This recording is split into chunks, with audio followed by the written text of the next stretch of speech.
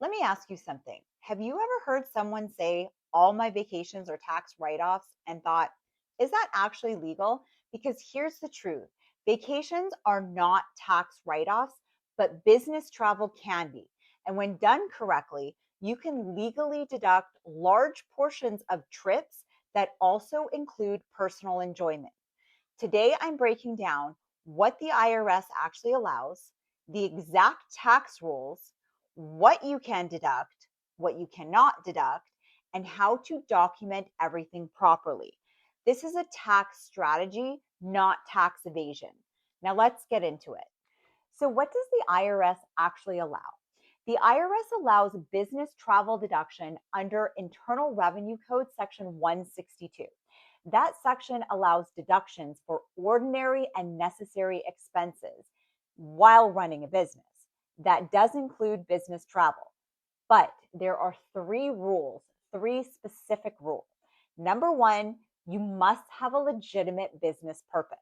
Number two, business must be the primary reason for the trip. And rule number three is expenses must be reasonable and properly documented. Miss any of these rules, and the deduction fails.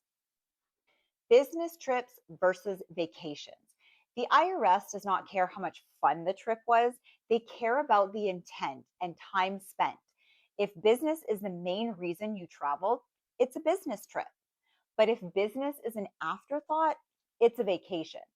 Working on your laptop by the pool does not count. Business activities must be planned, scheduled, and documented. Legit business purposes. So, what counts as a real business purpose?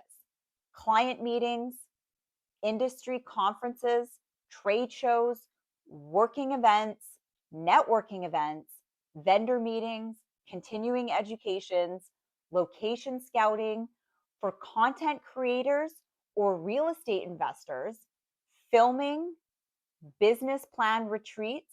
The key rule is simple: the activity must be directly related to how you make money. What can you deduct?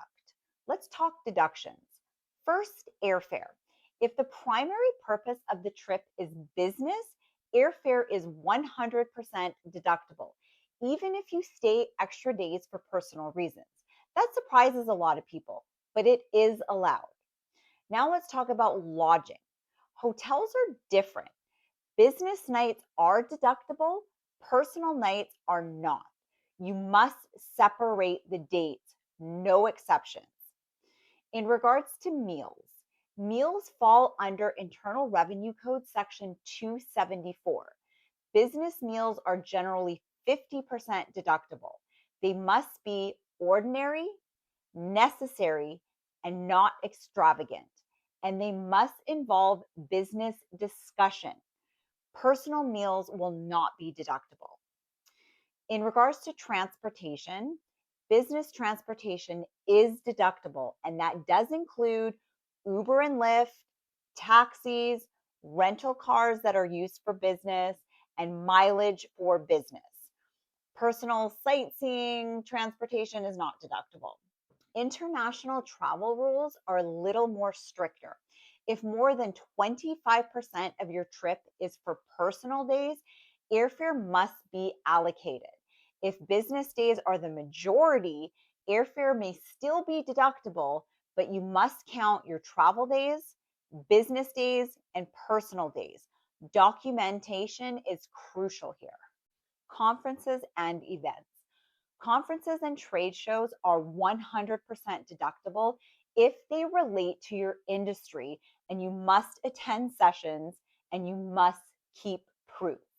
What you cannot deduct, this part matters. You cannot deduct family travel expenses, spa days, theme parks, sightseeing tours, shopping, hotel upgrades, and personal entertainment. Trying to deduct these is how people get audited. Documentation is where most people fail. You need proof, and that includes conference agendas, meetings, emails, calendars, contracts, and you need receipts for everything: for your flight, for your hotel, for your meals, for your transportation. Make sure you keep these receipts. You also need a daily activity log. What you did, who you met with, how it relates to your business, and always use separate business bank accounts. This is very important. You do not want to commingle your personal with your business. So let's go over some social media myths and let's clear some things up.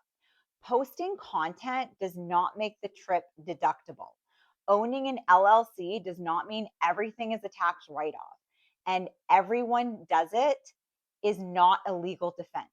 The IRS audits based on patterns, lifestyle versus income, and excessive travel deductions is not going to be allowed.